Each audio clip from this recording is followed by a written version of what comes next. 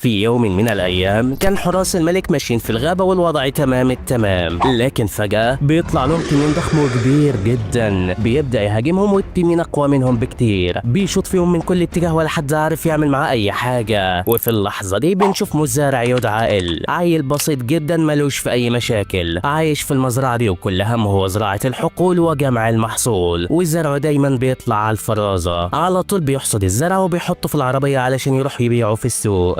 المستوى بتاعه بيظهر وبيعرف انه خلاص عدى المستوى العاشر، واثناء ما كان خلاص هيمشي صاحبه تيستا بيجيله بيقول له عاش عليك يا عم، ده انت عمال تقفل مستوى ورا مستوى ورا مستوى، ربنا يوعدنا بنص حظك. بس فاكر يا ال لما رحنا نصطاد وطلع علينا اسماك خطيره، بس انت بضربه واحده منك خلصت عليهم كلهم، لا بامانه انت كنت جبار، عندك مواهب كتير الله ينور. ال بيترعب منه بيقول له ما خلاص يا عم عينك الله يعينك، بس تصدق يا تيستا فكرتني ان اروح ابص على نقاط التقييم بتاعتي. بيبص عليها وبتطلع 73612. صاحبه بيتصدم وبيقول له ده انت شكلك جامد من كل حاجه بقى، لكن ال بيودعه وقتها وبيقول له سيبني علشان اروح السوق وابيع المحصول بتاعي. بيتحرك بالعربيه بتاعته وفجاه بيشوف التنين اللي هجم على الحراس طاير في الهواء، لسه عمال بيهاجم فيهم من تاني ومحدش قادر يوقفه. ال بيبص في ايده كده وبيلاقي جزره، بيقول انا ممكن احدفها عليه علشان يبعد عن الحراس قبل ما يقتلهم او حد يحصل له حاجه. وبالفعل بينشل عليه، ولكن الضربه بتكون قويه جدا، قويه لدرجه انها بتفجر التنين بالكامل. ومش بس كده، لا ده الجزره من قوتها بترجع له من تاني. هو احنا بدانا في الكذب من دلوقتي ولا ايه؟ ده لو جزره نوويه مش هتعمل كل اللي عملته دوت. الحراس بيكونوا مصدومين من اللي حصل وبيقولوا احنا لازم نعرف ازاي ده حصل، لكن صاحبنا ال بيكمل في طريقه ومش بيحط في دماغه اللي حصل ده خالص. لكن برضه الحراس بتشوف اثار العربيه بتاعته، وفي الوقت ده ال بيوصل العاصمه، بيوري الحارس الشاره بتاعته علشان يسمح له بالدخول، وفجاه الشخص ده بيخرج وكان خاطف الاميره معاه، بيهدد الحراس بقتلها وبيقول لهم افتحوا الطريق. لكن هل ده هيحصل؟ ده لو كان ال بريء. الواد بسرعه البرق بيروح ياخدها من ايده وبينقذها منه، الاميره بتتصدم من سرعته، المجرم مش بيسكت وبيروح علشان يهاجمه بالسكينه، فبيقول له ريح يا اخينا، بيديله على دماغه وبيسلمه للحراس. الاميره بتعجب بيه وبشجاعته، بتشكره جدا علشان ساعدها، والواد بيقول لها يا ستي لا شكر على واجب، وبيمشي حتى من غير ما يكتر في الكلام. بيروح السوق وبيبيع الزرعه بتاعته، كان في قمه السعاده. وبعد ما بيخلص المحصول اللي كان معاه بيكون راجع للبيت من تاني، لكن الحراس بيوقفوا وبيقولوا له ما انتش ماشي من هنا ليه بس يا جدعان، ما انا موريكم تصريح الدخول بتاعه ما فيش اي مشاكل. لكن فجاه الاميره بتتدخل بتقول له انت مش هتمشي غير لما اشكرك الاول. يا ستي لا شكر على واجب، سيبيني اروح بقى عايز اكمل الزرعه بتاعتي. بتقول له تمام بس انت اسمك ايه؟ فبيقول لها انا اسمي ال. طب بص بقى يا عم ال، باختصار كده انا عاوزك تبقى واحد من جنودنا لانك قوي جدا وهتنفعنا في الجيش بتاع ابويا. لكن زي ما احنا عارفين فالواد ده مش في دماغه اي حاجه غير انه يزرع وبس. بيقول لها معلش يا سياده الاميره اعفيني من الشغلانه دي، انا راجل فلاح على قدي ومش هفيدكم باي حاجه، وخلاص بيسيبها وبيكون ماشي. ولكن قبل ما يمشي الاميره بتوقفه، بتقول له هنديك ارض مساحتها 33000 متر ازرع فيها براحتك، ولكن خليك برضو في الجيش مع ابويا. الواد بيتعصب وقتها وبيقول لها ما خلاص بقى انا بدات اشك فيك على فكره، يعني عندكم حراس بالالاف جنود بالملايين، جت عليا انا وعايزين تضموني ليكم، هو انا على راسي ريشه ولا ايه؟ لسه الاميره كانت هترد عليه، ولكن الحراس بيقطعوها، وهم دول نفس الحراس اللي كانوا بيواجهوا التنين في البدايه. بيحكوا لها على اللي حصل معاهم، والتنين كان خلاص هيموتهم، لكن فجاه واحد بعربيه فجره قدام عيونهم، والحد ده مشى بعربيته قبل ما نوصل له ولا نعرف عنه اي حاجه. الاميره وقتها بتعرف ان هو اللي انقذهم، بتبص عليه ولكن ده فص ملح وداب. الواد اختفى من قدامها ورجع لمزرعته من تاني، بلا جيش بلا يحزنون. والله يا جدعان الواد ده برنس بكل معنى الكلمه. الاميره وقتها بترجع القصر من تاني، ولكن كان في بالها انها لازم ترجعه، لازم تضمه للجيش باي طريقه ممكنه. ننتقل بعد كده عند ملك الدوله اللي بيكون مجمع حراسه، اللي بيعرفوا ان في هجوم شرس جدا جاي عليهم، بيقولوا له الشياطين عملوا تحالف من جديد وخلاص جايين يهجموا علينا وشكلهم مش ناويين على خير نهائي. لكن الملك بيقول لهم طبعا مستحيل، ده ملك الشياطين اتقتل على ايد ابطالنا قبل كده، على ما اظن ان كل الشياطين انتهت ساعتها، ومصيبه لا يكون في حد منهم لسه عايش. لكن دراعه اليمين سيسل بيقرر يتدخل، بيقول له للاسف يا سياده الملك فعلا في هجوم جاي علينا من الشياطين، والهجوم ده هيبقى كبير جدا، وقائد الشياطين اللي جايين دول اسمه روميو. انا بقترح انك تمشي من المملكه انت والاميره دلوقتي وتروحوا تقعدوا في مكان امان وتسيبونا احنا نحارب الشياطين. الملك بيتعصب وبيقول له انت اتجننت ولا ايه؟ انت عاوزني اتخلى عن شعبي، اتخلى عن الناس اللي ولا حطوني على الكرسي ده ولا ايه؟ فبيقول له يا مولاي لا، ده انسب حل لانك لو مت مش هيجي ملك يحمي الشعب زيك، واحنا عايزين سلامتك مش اكتر، فخلي بقى اليومين دول يعدوا على خير لحد بس ما الحرب تخلص وبعدها برجع تاني. وفعلا الملك المره دي بيقتنع بالكلام، بيقول لرجالته بالتوفيق يا شباب في الحرب، واوعدكم اني هرجع لكم في اسرع وقت. وبيخلص الكلام بينهم على كده. نرجع بقى اللي بيكون خلاص وصل بيته، يا دوب لسه بيفتح أكرة الباب لكن الأكرة بتتخلع في ايده. بيقول يا جدعان هو ايه اللي بيحصل لي النهارده؟ هو عين الواد صاحبي ده جت فيا ولا ايه؟ لكن بيدخل جوه ويا دوب بيقعد ياخد نفسه، بيلاقي صاحبه بيخبط عليه، بيقول له افتح يا اسطى بسرعه. بيفتح له بيقول له مالك يا عم، هي ناقصه خضه النهارده ولا ايه؟ صاحبه بيقول له لم حاجتك بسرعه، ده في جيش شياطين جاي يهجم على القريه دلوقتي وهياخدوا الاخضر واليابس قدامهم، لازم نهرب بسرعه قبل ما يوصلوا هنا. البيت رعب من الكلام، بيقول نهار ازرق يا جدعان، انا لسه ما حصدتش الزرع بتاعي، عدني يا عم انت علشان اروح اطمن عليه. فبيقول له طب تمام يا عم ما تتاخرش، وانا وكل القرويين هنكون مستنيينك هناك. وفعلا بيروح يطمن على الزرع بتاعه وبيفرح ان ما حدش لمسه، لكن فجاه بيلاقي الوحوش داخلين على القريه. بيقول حلو قوي، سيبهم يولعوا في بعض وامشي انت ياض يا قله ومالكش دعوه باي حاجه. بس لحظه واحده، هل هم بكده هيدمروا كل حاجه؟ هيدمروا المحاصيل اللي تعبت عليها؟ لا انا مستحيل اسمح بده يحصل، انا لازم اقف في وشهم وامنعهم. نرجع بقى للملك اللي بيكون ماشي مع شويه من حراسه، ومن ضمنهم دراعه اليمين سيسل هو اللي بيدلهم على الطريق. بيقول له يا ابني انت واثق من الطريق اللي احنا ماشيين فيه دوت؟ بنته بتقول له بابا انا فاكره الطريق ده كويس لاني مشيت فيه قبل كده، الطريق ده اخره مسدود. وبالفعل بيلاقوا الطريق مسدود قدامهم. الملك وقتها بيجمع الاحداث ببعضها وبياخد الصدمه على وشه، ايوه دراعه اليمين هو الخاين وسطهم. الحراس لسه هيهجموا عليه ولكن مش بيلحقوا يعملوا حاجه لان الخبيث ده بيكون خابط كل واحد فيهم خبطه بتجيب اجله.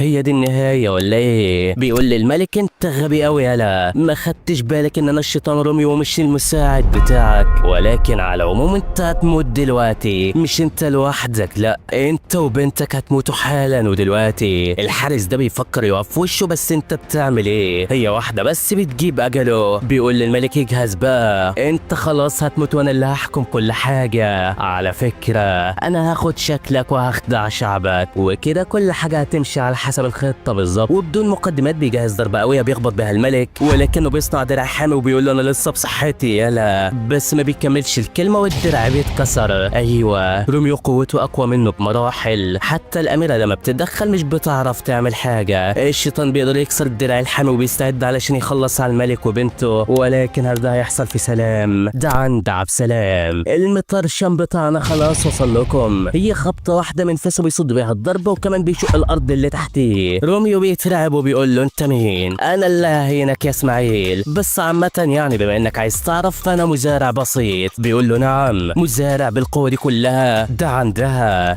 بيتعصب وبيقول له انت هتكتر في الكلام ولا ايه؟ هات اخرك يلا. وبدون مقدمات الواد ده بيهجم عليه ولكن بيصده بسيفه وبينطره بعيد بيخبطه في الحيطه. الشيطان بيتعصب اكتر وبيظهر شكله الحقيقي. بيترعب بيقول انا شكلي اتسرعت لما وقفت قدام ولا ايه؟ ده الواد وصل لليفل 78. روميو بيجهز اقوى ضربه عنده لكن بيدي الواحده ستريبنكس بتنيمه على اللوب يالا. كل الشياطين بيشوفوا اللي حصل ده وعلى طول بيهربوا من المكان. وبالنسبه لروميو فخلاص ما بقاش نافع تاني، خلاص مات على ايد المزارع الكحيان بتاعنا. وبيخلص اليوم على كده. تاني يوم الملك بيشكر إلا على مساعدته ليه، بيقول له انت لازم تبقى واحد من رجالتنا. فبيقول له لا يا حبيب قلبي تسلم، انا حابب افضل مزارع زي ما انا. بيقول له يا جدع هتبقى واحد من رجاله الملك تقول لي هبقى مزارع؟ بنته بتتدخل وبتقول له خلاص يا بابا سيبه يا عم ما تغصبوش على حاجه، انا عرضت عليه قبلك انه يشتغل معنا ولكنه رفض، بس على الاقل يا اقبل مننا ارض المملكه كهديه بسيطه وده اقل شكر نقدر نقدمه لك. بس معلش طلب اخير، كنت عاوزك تكتب اسمك في قائمه المحاربين بتوعنا علشان لو حصل اي هجوم شرس زي ده تحط ايدك في ايدينا ونقدر نتغلب عليه. فبيقول لها خلاص يا ست موافق بس عشان الارض اللي هتدوها لي.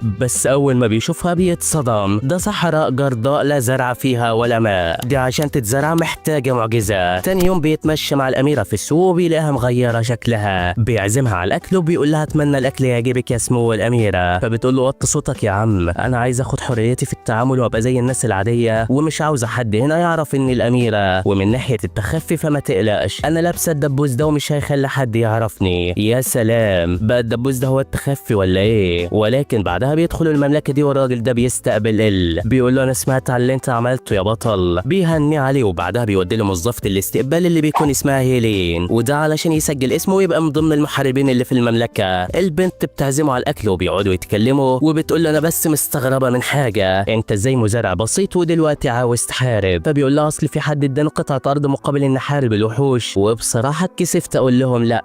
الحراس اللي كانوا بيواجهوا التنين بيقولوا هم كمان وبيقولوا له احنا مبهورين بيك جدا يا عم، خلاص احنا عرفنا ان انت اللي قتلت التنين بضربة واحدة. كل اللي في المكان بينصدموا وبيركزوا معاه. بيقول لهم يا جدعان انا مجرد مزارع بسيط، بالصدفة كده رمت جزرة خلصت على التنين. بعدها بيتعرف على باقي الحراس والعيال كانوا في قمة السعادة علشان هينضم لهم، وده جنب الزراعة طبعا. بعدها بيرجع يكمل كلامه مع هيلين اللي بتبدأ تعرفه على مستويات المحاربين. بتقول له اقل رتبة هي رتبة جي، بتفضل تعلى تباعا لحد رتبة اس، وده مستوى الابطال. فبيقول لها تمام انا بقى ما ينفعش اوصل للمستوى اس خالص، اذا كان انا كده ومبهورين بيا ومش سايبيني في حالي، امال هيعملوا فيا ايه لما اوصل للمستوى اس؟ بعدها البنت بتدي له قائمة المهام بتاعته وبتقول له مطلوب منك انك تجمع 10 اعشاب اسمهم ملك، هتلاقيهم موجودين في غابة جريم. فبيقول لها ايوه الاعشاب دي بتستخدم في وصفات العلاج اللي بيشربوها المحاربين. ايوه بس اعمل ايه يعني لو حد هاجمني في الغابة؟ فبتقول له ما تقلقش خد اللبس السحر ده هيخلي محدش يشوفك هناك. بيقول لها طبعا اذنك بقى علشان اروح اجيب الحاجات اللي انتم عاوزينها. بيخرج بره بعدها وبيقول للاميره بامانه انبهرت بالتنكر بتاعك، بس للاسف انت مش هينفع تيجي معايا المهمه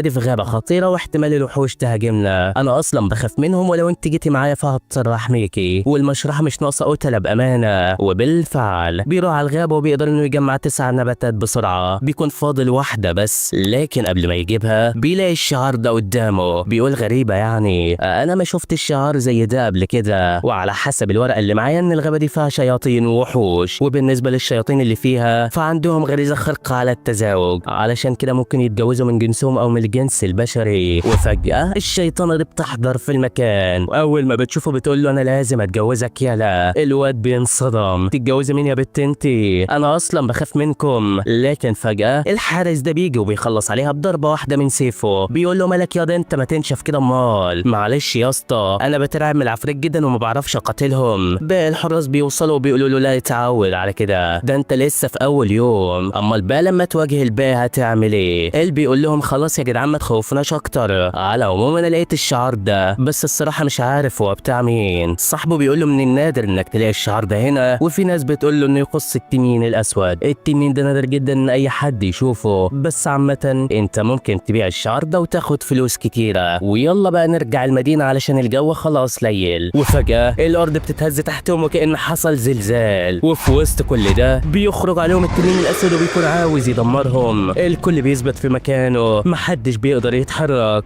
بس المفاجاه ان التنين مش بياخد باله منهم وبيمشي. ال بيقول الحمد لله انه ما فكرش يهاجم حد فينا، دي كانت هتكون نهايتنا على ايديه. المهم يعني بيعدي الوقت وبيخلص الكلام بينهم على كده. نروح بقى لهيلين اللي كانت نايمه وبتحلم بانها بتتقتل في الغابه. بتصحى من النوم وبتقول ربنا يعديها على خير الايام الجايه. تاني يوم بتروح الشغل وبتكون متضايقه وبتقول انا عاوزه افتكر اللي حصل لي زمان بقى، وده يا صديقي لانها فقد الذاكره. ال بيجي لها وبيقول لها انا عاوز ابلغ عن حاجه خطيره حصلت. بيقعد مع نقابه المحاربين وبيحكي لهم على موضوع التنين الاسود، والتنين ده قوته كانت بين ال 200 وال 300 الف، يعني لو فكر يهجم على المدينه هيدمرها بالكامل. وساعتها النقابه بتتصدم، بيقولوا له ربنا يعديها على خير يا عم، ده باين ان ده التنين الاقوى في البلاد، تنين مالي. هيلين بتكون متضايقه وبتقول لهم انا محتاجه افتكر كل حاجه في اسرع وقت، انا حاسه ان اعرف التنين ده او حاسه ان ليه علاقه بيه. ال بيقول لهم طب انا لقيت الشعار ده هناك، وعلى فكره بقى هو يخص التنين. وساعتها هيلين بتنصدم، بتفتكر لما كانت بتجري هي واخوها في الغابه وفجاه التنين ظهر وكان شكله مرعب جدا. وبعد اللي هيلين بتفتكره ده بيغمى عليها. بعدها بيودوها على البيت والست اللي ربتها بتقعد مع إله وبتقول له اللي انت لابسه ده. فبيقول لها البتاع ده هيلين هي اللي ادتهولي. فبتقول له لازم تعرف ان البنت دي فقد ذكرياتها من وهي صغيره ومش فاكره حاجه غير اسمها، وان الرداء اللي انت لابسه ده كان معاها زمان، انا وجوزي لقيناها من 15 سنه عند النهر واتبنيناها. بيقول لها انا واثق ان التنين له علاقه باللي حصل لها زمان، بس عامه انا هدور في الموضوع بنفسي واجيب لك الخلاصه. بتقول له انت ما ينفعش تدور في اي حاجه لانك مش محارب اسطوري، سيبيني بس وانا هروح الغابه وهدور على اي حاجه تفيدني هناك. بتقول له طب امسك وصفات العلاج دي علشان لو جرالك اي حاجه هناك. لكن صاحبنا بيسيبه وبيروح المكتبه علشان يقرا اي حاجه عن التنين. بيقول انا قدرت اهزم اللي اسمه روميو ده، فاكر يعني يعني التنين ده مش هيستعصي عليا، بس انا لازم ادور على اللي حصل من 15 سنه. واول ما بيروح لصاحبه المكتبه بترفض انها تديله اي معلومات هو عاوزها علشان ما عندوش اي صلاحيات. بيقول لها يا ست مشي الدنيا بقى، لكن بتيجي الاميره بنفسها وبتقول لها معلش نفذي له اللي هو عاوزه، وطبعا طلباتها اوامر. الاميره بتاخد إله ويدخلوا المكتبه من جوه علشان يدوروا على اللي هو عايزه، وبمجرد ما بيمسك الكتاب ده بيعرف ان في تاجر راح يزور قريه، واول ما زار القريه دي اتدمرت على طول. وبعد التدمير الناس اللي نجت شافوا الشعار بتاع التنين ومكتوب هناك ان التنين ده مات من زمان، لكن اللي الناس ما تعرفوش ان التنين ده لسه عايش، ومعنى كده انه هيخربها زي ما عمل من 15 سنه. البيت صدم على طول، بياخد الاميره وبيروح عند القريه اللي التنين دمرها، وبيكون واثق انه هيلاقي دليل هناك ولا حاجه. وبالفعل بيشوف القبر ده وفجاه بيطلع منه شبح عيل صغير بيقول له ازيك يا اسطى عامل ايه؟ على فكره انت بس اللي تقدر تسمعني وتشوفني علشان انت لابس اللبس بتاعي. ايوه يا عم انا اخو هيلين. الاميره بتقول له انت بتكلم نفسك ياض ولا ايه؟ فبيقول لها لا انا بكلم شبح واقف قدامي بس انت مش هتشوفيه. البي يخليها تلبس الرداء معاه وساعتها بتشوف الشبح. بتتخض لكن البي يقول لها اسكتي خالص علشان نعرف الحكايه. الواد بيبدا فعلا يحكي لهم اللي حصل. انا اسمي ري وهحكي لك كل اللي حصل لي يا عم. من فتره كبيره انا واختي كنا عايشين في قريه جميله جدا، لكن حصل اللي حصل والتنين دمر القريه كلها. على فكره حياه اختي في قطر دلوقتي وانت لازم تنقذها. بدا يحكي له اللي حصل زمان لما كانت اخته بتدور عليه ولقيته قاعد بيتضرب في الغابه بالسيف ولكنه بيقع ورجله بتتجزع. بتقول له يا ابني خد بالك بقى التدريب على الهادي يا عم مش كده. فبيقول لها مالكيش دعوه انت سيبيني اتدرب، انا هفضل اتدرب بالطريقه اللي تريحنا علشان ابقى محارب عظيم واقدر احميكم في المستقبل. البنت برضو كانت خايفه عليه ولكن ما عرفتش تقول حاجه. وفي وسط ما هما بيتكلموا التنين بيهجم على القريه وحرفيا الخبطه الواحده منه بتولع في شارع كامل. الاخين بيرجعوا على بيتهم بسرعه بيكتشفوا ان اتدمر بالكامل وعيلتهم اتقتلت. وفجاه التنين بيظهر للست دي وعيالها. الواد بيحاول يقف قصاد التنين علشان يحمي الام لكن التنين بيخلص عليهم كلهم، وده لانه بيتغذى على ارواح الناس. هيلين بتقول له يلا يا عم نهرب، وفعلا طلعنا نجري في الغابه بكل سرعتنا. ولكن فجاه التنين بيحاصرنا وبيقول لنا على فين يا اطفال؟ مش واخدين بالكم اني جعان ولا ايه؟ بنحاول نهرب منه ولكن برضه مش بيسيبنا في حالنا. هيلين بتقع ومش بتكون قادره تمشي.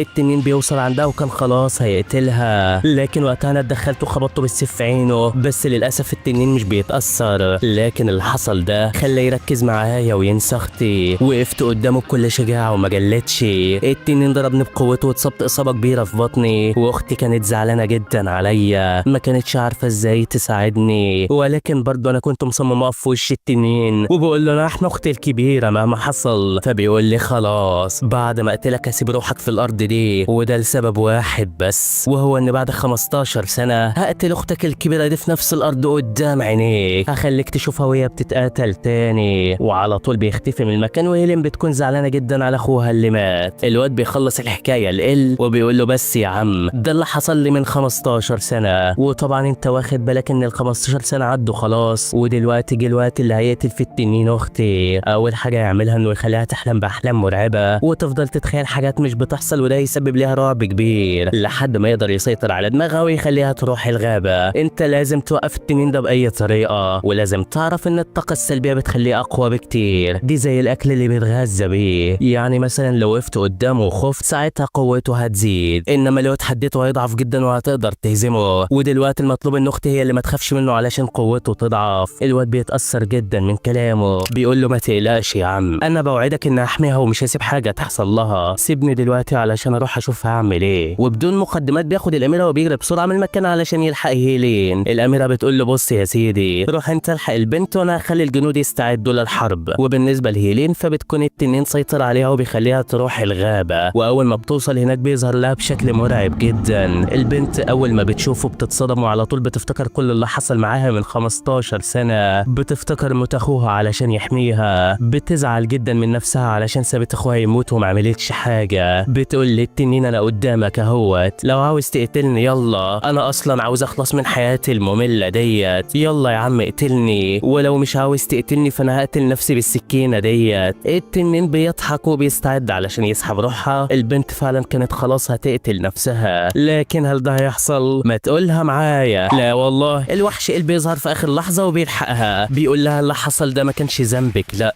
وقبل ما يكمل كلامه التنين بيدي له واحده بالطياره، لكن الرداء اللي كان لابسه بيحميه. التنين بيتصدم وبيقول له انت ازاي عايش بعد الضربه دي؟ فبيقول له تعالى بقى علشان اقول لك. بيروح عليه وبيدي له واحده من بتاعته بتكسره. بيفرح جدا وبيكون مفكره قتله، لكن ده عند امك يلا. التنين لسه عايش وبيقول له تعالى لي يا حالتها. اللي بيقول للبنت اخوكي بيسلم عليكي، سيبيني بقى علشان اخلص على عجلي ده. التنين بيهجم عليه وبيكسره من كل اتجاه، خلاص هياكله، ولكن ال برضه مش هيستسلم. صحيح انه خد كام ضربه ولكن ده مش هيهده. اتفرج بقى على شغل جده. وعلى طول بياخد هيلين وبيجري من المكان بسرعه، عاوز يحميها قبل ما التنين يقتلها. طول الطريق بيفضل يفكرها باخوها وبيقول لها اخوكي بلغني بكلام كتير اقوله لك، وده علشان اثبت لك ان هو اللي بعتني ليكي. اخوكي بيقول لك انك مش السبب في موته، يلا فوق وسيبك من سيطره التنين ده بقى. فعلا البنت بترجع لوعيها من تاني، لكن خلاص التنين خلاص وصل وبيكون مستعد زي الاناني. التنين فعلا قوته عماله تضعف اكتر واكتر. اللي بيقول للبنت اي خدمه يا ستي، مش عايزك بقى تخافي منه علشان نقدر نخلص عليه. التنين هو كمان بيفضل يصرخ علشان قوته عماله تضعف، وبيروح على ال علشان يقتله، ولكن بضربه واحده بيشنكله. التنين فعلا بيموت من قوه الضربه اللي اكلها. اللي بيقول لهيلين اي خدمه يا ستي، وهوبا بيلاقيها بتطعنه بسكينه وبتقول له اي خدمه انت يا عم. الواد بيتصدم، بيحاول يشرب من ازازه الدواء اللي معاه ولكنها بتقع. خلاص شكلها دي نهايته. البنت هي كمان بتحاول تهجم عليه تاني ولكن بيبعد عنها. بيقول لها انت ليه بتعملي كده؟ هيلين ما بتستكفاش بكده وبتحاول تهجم عليه تاني وتقتله، ولكن في اخر لحظه قبل ما تقتله بيظهر تنين ابيض مش عارفين من دوت. ايوه ده هو تنين الخير اللي جاي ينقذ البشريه. التنين الابيض بيقول له البنت خلاص ما عادتش في وعيها، والتنين الاسود هو اللي بيتحكم فيها. التنين الاسود فعلا بيتكلم جواها، بيقول له انت كشفتني بقى ليه يا عم كده؟ ده انا كنت عاوز افضل اتسلى بالواد ده شويه، بس عامه مش مهم، انتوا الاتنين هتموتوا دلوقتي. فبيقول له مش هسمح لك تقتلهم، وانت يا انا دلوقتي هعالجك وهديك قوتي علشان تستخدمها. وبالفعل ده اللي بيحصل. بيكتسب قوته. التنين الابيض بيغمى عليه. التنين الاسود برضه لسه مش فارق معاه، واقف قدامه بكل ثقه. بيقول له انت مش هتعرف تعمل معايا حاجه، انا في جسم صاحبتك ومستحيل تاذيني، طز فيك انت وصاحبتي. وهوبا اداله ضربه بتكسره. بيقول له طالما انت التنين فابلع يا حزين، وبرضه بينزل ضرب فيه. الضربات فعلا بتاثر في التنين، ما بيقدرش يستحمل وبيقوم وبيتحول لشكله من تاني، والاتنين بيهجموا على بعض بشكل اناني. التنين الاسود بيحاول يتمكن من اله ويقرا دماغه، بس بيتصدم، ده دماغه فاضيه ما فيهاش غير ارض وفاس. ايه يا عم القرف ده كله؟ وساعتها قلبي فوق له. التنين الابيض هو كمان بيقوم وبيبدا يدمر التنين الاسود، وبالفعل بيقدر عليه، بيتمكن منه وهي ضربه واحده يا بيه بيخلص عليه بالكامل. وهيلين هي كمان بتفوق. الاتنين التنانين بيختفوا من المكان. ايوه بعد اللي حصل ده وهيلين كل واحد فيهم اكتسب قوه تنين، يعني بقى معاه قوه التنين الابيض وهيلين معاها قوه التنين الاسود. لا وكمان هم اللي بيتحكموا فيها وبيقدروا يتحولوا لشكل التنين. ايوه كده هو ده الكلام. الله ينور يا كفاءه. البنت بتقول له بشكرك انك وصلت لي رساله اخويا، انا كنت عاوز اموت نفسي بسبب اني ما قدرتش انقذه، بس بعد كلامه انا ارتحت نفسيا. وفي الوقت ده الكل بيوصل المكان، بيفرحوا ان هيلين بسلام، بيشكروا إيه هو كمان علشان وقف قدام التنين لوحده. بيقولوا له ايوه كده يا عم، عاوزينك دايما تحقق انتصارات جديده. وكلهم بيقعدوا يحتفلوا سوا بالانتصار ده.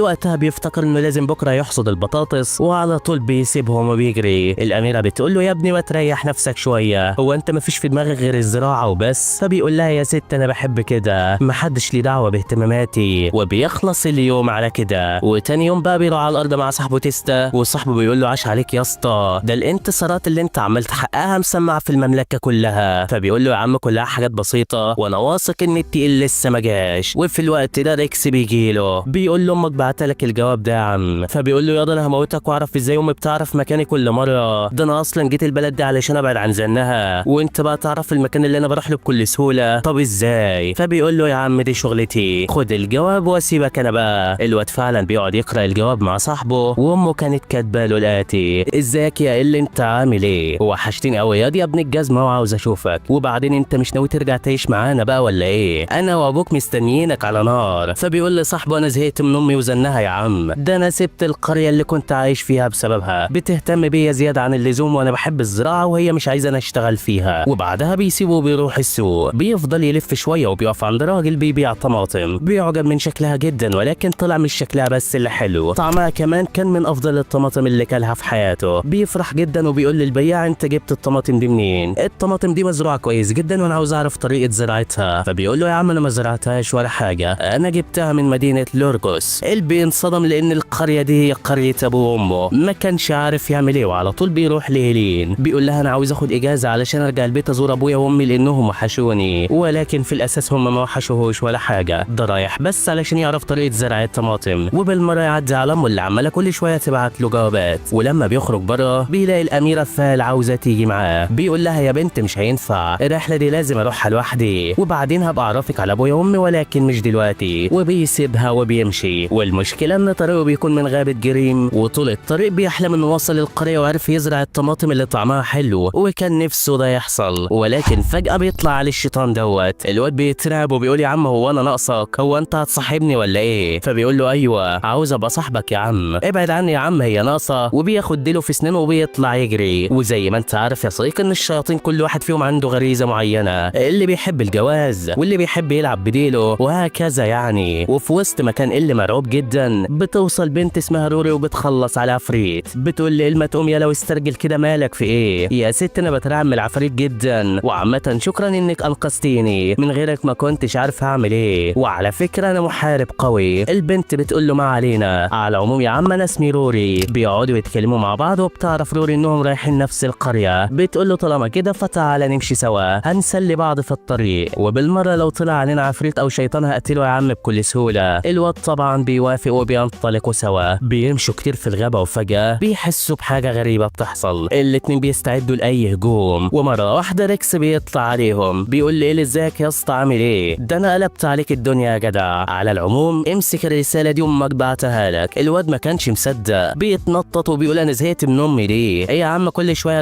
رسايل ولا ايه؟ ده بص يا بنتي بعتلي رسايل قد ايه، بس في الاول والاخر دي امي برضه هنعمل لها ايه؟ الجو بيليل عليهم وعلشان كده بيقرروا يخيموا في الغابه علشان مفيش خطر يواجههم. بيولعوا نار وبيقعدوا ياكلوا سوا. وإيل بيسالها عن السبب اللي موديها القريه. فبتقول له بص يا عم انا بدرب نفسي على مواجهه الوحوش والكلام ده كله، وده علشان ابقى محاربه اسطوريه، لكن سمعت اشاعات من التجار ان القريه دي فيها شياطين، علشان كده هروح احارب الشياطين دي وابيدهم عن بكره ابيهم. المهم بيعدي الوقت والعيال بتتعرف على بعض اكتر وبعدها بيدخلوا يناموا. تاني يوم بيكملوا رحلتهم وخلاص وصلوا القريه. بيدخلوا القريه هم الاتنين وبيودعوا بعض علشان كل واحد هيمشي في طريقه. ال بيقول لها بص يا ستي واحنا راجعين هنبقى نتقابل ونمشي سوا. البنت بتفرح وبتقول له يا عم خلصانه، هات بقى الخريطه اللي معاك علشان اعلم لك على الفندق اللي هبقى قاعده فيه. وبالفعل بتوري له مكان الفندق وبعدها الاتنين بيمشوا. اول حاجه البنت بتعملها هي انها تروح تسال الناس على الشياطين اللي بيشوفوهم، لكن بتستغرب لان الناس كلها بتجاوبها بنفس الرد،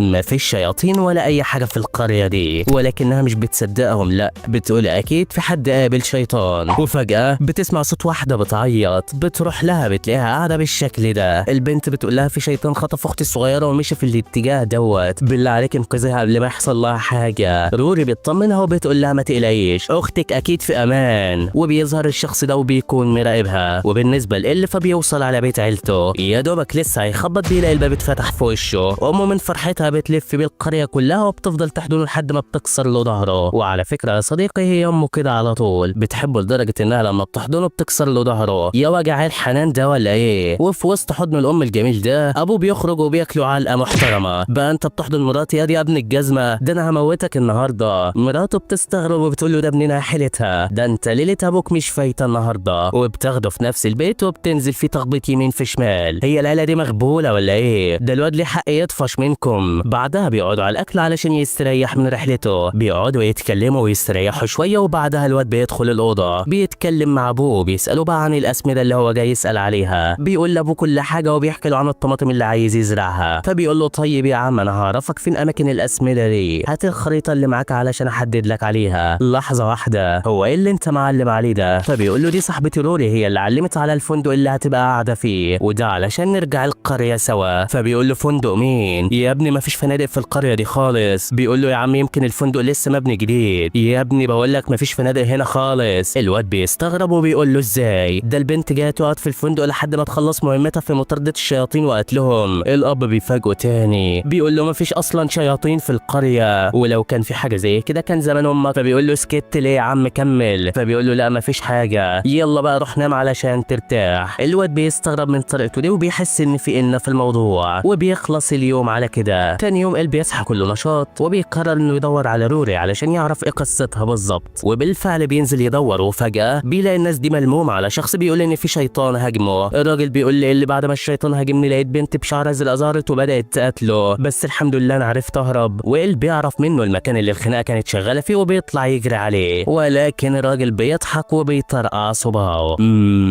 دي شكل في الموضوع. ايوه ده كل الناس والبيوت دي ما كانتش حقيقيه، الراجل ده هو اللي قصد يخدع ال، والمشكله انه وداه على غابه الاوهام. يا نهار ابيض، يا ترى هو ايه اللي بيحصل بالظبط؟ ال بيشوف البنت دي خايفه وفي وحوش بيهاجموها وعلى طول بيروح على الوحش وبيكسره. بيستغرب انه ما حسش بالضرب اصلا مع ان الوحش انفجر اول ما ايده لمسته. يا ترى هو ايه اللي بيحصل معايا بالظبط؟ البنت بتقول له شكرا انت فعلا بطل من الابطال، بس على فكره كل ده ما كانش حقيقي. الواد بيستغرب وبيقول لها ازاي يعني مش حقيقي؟ وساعتها بياخد الصدمه. ايوه البنت دي هي الوحش اللي لسه قتله. الواد مش فاهم حاجه والوحش كان هيحكم عليه، لكن في اخر لحظه روري بتوصل وبتخبط واحده بسيفها بتخلص عليه. بتقول لي اللي كويس ان انت جيت، احنا هنا في غابه الاوهام، خد بالك كويس لان اغلب الحاجات اللي هتشوفها هنا مش هتبقى حقيقيه، واعمل حسابك ان الوحوش اللي هنا بيقدروا يتشكلوا في هيئه بني ادمين، وانا بقى اليوم كامل عمال اخلص عليهم ولكن لسه ما خلصوش. وفجاه بيظهر الشخص اللي جابهم الغابه دي. روري بتنصدم، بتقول ده نفس التاجر اللي قال ان القريه دي فيها شياطين، لكن الشخص ده بيفاجئهم وبيطلع هو الشيطان من الاساس، جابهم هنا علشان يخلص عليهم. يا ابن الخبيثه، بيقول له روري انت غبيه قوي يا بنت، ما خدتش بالك ان كل الناس في القريه قالوا لك ما فيش هنا شياطين، وفجاه كده واحده تظهر لك وتقول لك في شيطان خطف اختي. انت ازاي صدقت اللعبه اللي عملتها عليكي؟ بس مش مهم لاني عملت اللي انا عاوزاه وقدرت اخدعكم واجيبكم هنا. احب اعرفكم بنفسي، انا لوكي وهدفي كان انت من الاول يا ال، ورغم انك هزمت القائد الاول لجيش ملك الشياطين والذي يدعى روميو، لا وكمان هزمت التنين الاسود، بس مش هتقدر عليا. لا انا مش زي الكائنات الدنيئه اللي انت هزمتهم دول. تحبوا بقى مين فيكم يموت الاول؟ وبدون مقدمات البنت بتهجم عليه ولكن بيبعدها عنها، بيدي لها خبطه بتنيمها في مكانها. ال بيروح علشان يعالجها ولوكي بيتصدم، بيقول له انت معاك سحر الشفاء ولا ايه؟ تعالى لي بقى. بيدخل عليه بكل ثقه ولكن كل ده ولا بيفرق معاه، بيخبطه في الشجره وبيرد له تاني ولكنه بيفلت من ضربته. ال بيحاول يهاجمه ولكن بواحده بس بتخسف بيه الارض. برغم كده الواد برضه بيقوم ولكن هجماته مش بتاثر فيه. الشيطان هو كمان ما بيعملش اي حاجه غير انه بس يديه، حرفيا ماسح بكرامه امه الارض. بيقول له على فكره بقى، رغم انك مش قادر عليا بس انت قدرت تصيبني، ولكن اصابتك ملهاش لازمه لان جرحي بيلتئم في ثواني. الواد بيبدا يعالج نفسه وبيقول له انت عايز مننا ايه؟ وبعدين انت قلت ان انا كنت هدفك الاول، طب انت ليه عاوزني وعاوز تقتلني؟ الشيطان فعلا كان متكبر جدا وبيقول له طالما انت هتموت فانا هموتك مرتاح وعارف كل حاجه، انا بقتل اي حد يفكر انه يقف في وشي ويمنعني ان استولى على العالم. انتوا اكتر اتنين كانوا مسببين لي مشاكل وكان لازم اخلص منكم على طول. وبرضه ما تنسوش بعد ما اقتلكم هروح لهيلين واقتلها هي كمان بما انها اكتسبت قوه تنين، وطالما انتوا عرفتوا فعليهم يا رجاله. وبالفعل الشياطين بتطلع عليهم من كل اتجاه. ال بيفلت من الشيطان اللي جاي عليه وبيروح ينقذ روري لانها مثبته في مكانها، وقبل ما الشيطان ده يقتل روري بتلحق نفسها وبتخبط الشيطان واحده بسيفها بتنيمه. التاني بتدخل عليه وبتدي له نفس الضربه في مكانه بتركنه. اللي بعده يا هنا يا سعده، اما الفا بيدي له واحده بتسلفنه، بيقول للبنت عاش عليك انا عايزك كده على طول. وفجاه الشيطان ده بيهجم عليهم ولكن يركن انت كمان. لوكي بيقول له يا انت بامانه طلعت خطير، بس طالما اللي فات عسل يبقى اللي جاي فطير. بيطلع عليهم كرات النار وبيفجر المكان حواليهم. الاتنين بالعافيه بيطلعوا عايشين، لكن الشياطين دي بتتدخل وبتصيب روري اصابه خطيره. ال بيحاول يقف قصادهم ولكن مش عارف يعمل اي حاجه، خلاص شكلها دي النهايه. الشيطان بيستهزأ بيهم اكتر وبيقول لي الا الله يرحمك يا صاحبي، خلاص كلها ثواني والشياطين دي هتاكلك بالكامل، وبالنسبه ليك يا روري فهخلص عليك بنفسي. البنت بتقول له انا اسفه يا ال، اسفه لاني مش قادره ادافع عنك ولا اساعد نفسي. بتفتكر لما كانت صغيره والكل كان بيتريق عليها وبيقولوا انها مش هتبقى بطله ولا حاجه، لكن ابوها وامها قالوا لها ما تسمعيش كلام حد، خليك واثقه ان قدراتك اللي جواكي هتطلع بس وقت ما تكوني محتاجاها فعلا، واهم حاجه تثقي بنفسك يا بنتي. بنرجع للوقت الحاضر لما الشيطان كان خلاص هيقتلها، بيكون خلاص هيقتلها ولكن بيتفاجئ بإن لسه عايش. بيتصدم وبيقول له عاش عليك، انت ازاي قدرت تعيش بعد الهجوم اللي حصل لك ده؟ وبدون مقدمات ال بيهجم عليه ولكن بيبعد عنه بيقول له ضرباتك مش هتأثر فيا. روري بتشاهد وبتتصدم انه لسه عايش، ازاي قتل الشياطين دي كلها؟ لا وبيعمل كل ده علشان مين؟ علشان يدافع عني وعن كل اللي بيحبهم. الشيطان ده ناوي يقتل اي حد يقف قصاده. بتفتكر كل اللي قالوا عليها ضعيفه، ومره واحده بتقول لنفسها لا، وعلى طول بتخبط لوكي بالسيف لكنه مش بيتاثر. الواد بيقول لها يا بنتي بطلي لعب الاطفال ده، مش مهم، برضه هفضل اهجم عليك لحد ما اقتلك، انا خلاص مش هستسلم تاني. وبدون مقدمات وهوبا بيطلع من جواها طاقه اسطوريه، طاقه كافيه تبيد اي حد قدامها. الكل بيتصدم من قدرتها، هي كده فعلا خلاص حررت طاقتها. لوكي بينصدم وخلاص عارف ان دي نهايته. وبدون مقدمات البنت بتديله واحده بالسيف بتخليه يلحق القطر اللي فايته، وده قطر الموت طبعا. ولا لا ايه الحلاوه دي كلها يا بت انتي؟ خلاص بتديله القضيه بتخلص عليه. بينصدم من قوتها اللي ظهرت وبيقول لها شكرا انك انقذتيني. البنت بتقول له انا اللي حابه اشكرك يا عم، انا بسبب عزيمتك اكتشفت ايه هي مصدر قوتي الحقيقيه وعرفت انتقم من الكلب ده، بس انت باين عليك تعبان. ولسه هتكمل كلامها بتلاقي خلاص نام على رجليها. روري بتقولي الواد ده شجاع جدا وشكلي كده بدات تعجب بيه.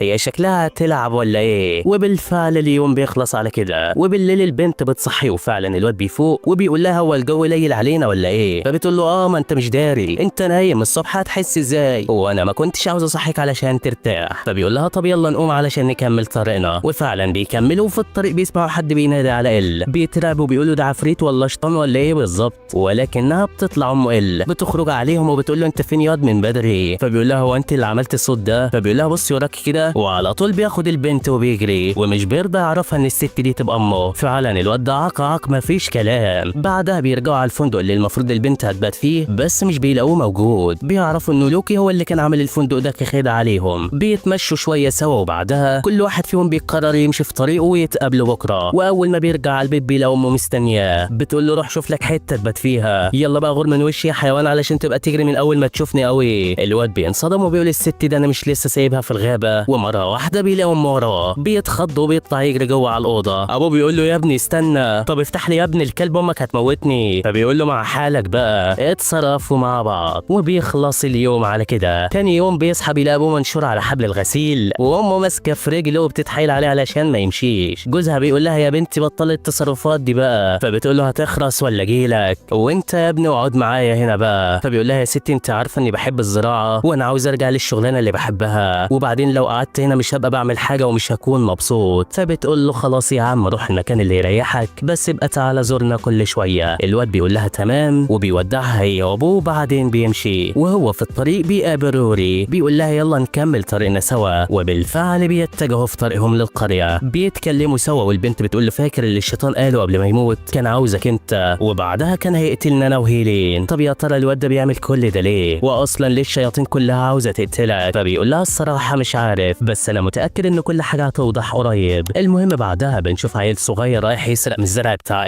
وإل كان خلاص وصل وبيشوفه وبيقول له انت بتعمل ايه هنا يا حرامي؟ الواد بيقول له يا عم سيبني انا جعان وما اكلتش بقالي يومين، وعلى العموم يا عم انا اسف اني كنت بسرق من الزرع بتاعك. بيقول له انا مش معصبني في الموضوع غير انك بوظت الزرع اصلا، ده انا هنفخ ميتين امك يلا. والله بيفكرني بالناس اللي كانوا بيجروا ورايا لما كنت بسرق توت زمان. اوعى يا صديقي تكون بتعمل كده انت كمان. لكن إل كان طيب وبيقول له بما انك جعان فانا يا عم سامحتك وخد دي كمان مني. الواد بيفرح جدا من معاملته وبيشكره قبل ما يمشي. وفجأة بيقطع تفكيره هيلين اللي بتقول له انت لازم تعرف بقى ايه اللي حصل في غيابك. باختصار كده الوحوش هجمت علينا كذا مرة والحكايه دي حصلت بعد ما انت مشيت على طول، وبسبب كده اسعار الحاجات ارتفعت جدا. الفقراء ما بقوش قادرين يشتروا الاكل ومحدش على الطريق العيشه. وفجأة بيسمع صوت الوحوش هاجمين على المملكه. حراس الملك بيحاولوا يقفوا قصادهم ولكن الوضع بيكون صعب. حرفيا كل تنين ماسك له حارس ومطلع عين اللي جايبينه، ده غير الوحوش اللي مش بيكونوا سايبين حد في حاله. وهيلين بتوصل وبتتحول لنص تنين علشان تقدر تقف قصاد الوحوش، وبالفعل بتتصدى لهم ولكن عددهم كبير ومش عارفه تعمل معاهم حاجه. الكبرى دي كمان بتطلع عليهم لكن البنت اللعبه بتحضر في المكان بتلف عليها بالسيف وهوبا بتنهيها في ثواني. اللي هو كمان بيقرر يشارك، بيتدخل بكل غباء وحرفيا اللي بيقف قصاده بيعميه، واللي عامل عنتر فيهم على نار هاديه بيسويه، بيكسر اي حد قدامه. واصحابنا فعلا مسيطرين في القتال. وفجاه بيلاقوا الفرسان دول داخلين عليهم وبيكون معاهم امير من مملكه تانية. الامير ده بيقول ان معاه السيف المقدس والسيف ده كان بتاع البطل الاسطوري. الوحوش بتخاف جدا اول ما بتشوف السيف وبيهربوا على طول. الكل بيتصدم لان السيف المقدس ده محدش كان لاقيه خالص ومش عارفين ازاي هو حصل عليه. بيخلص اليوم وبالليل بيكون قاعد في بيته وبيلاقي الاميره فبتخبط عليه، بتقول له انا جيت اودعك. بتدخل تقعد معاه وال بيقول لها تودعيني ازاي؟ انا مش فاهم حاجه، ممكن توضحي لي؟ فبتقول انا قررت امشي من هنا، وبعد اذنك ما تسالنيش عن السبب، على فكره انا مش راجعه هنا تاني. وقبل ما تخلص كلامها بتيجي الخادمه بتاعتها علشان تاخدها. ال بيكون مصدوم لانه مش عارف هي ماشيه ليه، لكن ما بيحطش في دماغه، بيقول اللي عايزاه تعمله. وبعد مده بيرجع للشغل من تاني، بيقول بسبب السيف المقدس الشياطين ما بقتش تهجم علينا، وده خلى السلعه ترجع رخيصه زي ما كانت. وبصراحه انا مبسوط من الحته دي جدا علشان الناس الفقراء يعرفوا يشتروا اكل. بيعدي كذا يوم وبعدها بيلاقي ريكس بيجي له علشان يديله جواب امه بعتته له. بيتكلم معاه وبيقول له يا اسطى انت بقيت اشهر من نار على العلم، الكل بيقول ان المحصول بتاعك رخيص وطعمه حلو جدا. فبيقول له على فكره يا اسطى كل الناس بدات ترخص المحصول، وده لان بفضل السيف المقدس الشياطين ما بقتش تهجم علينا. بيقول انا ما كنتش قصدي على كده خالص، وعلى العموم النسخه دي اتوزعت من شويه. بيبص في الجورنال وبيتصدم صدمه عمره، ايوه كيلين هي كمان بتقرا اللي في الجورنال. الاتنين مش بيصدقوا، ده الاميره اتخطبته كمان على وشك الجواز. بينصدم اكتر لما بيعرف انها هتتجوز امير مملكه جنبهم، وده الامير اللي مع السيف المقدس وانقذهم اخر مره. اوبا بابا، فيا ترى ايه سبب الجوازه دي؟ وهل الاميره فعلا موافقه على الجوازه ولا هي مجبره تعمل كده؟ ويا ترى ايه اللي هيفضل ساكت كده من غير ما يعمل حاجه، ولا ايه اللي هيحصل بالظبط؟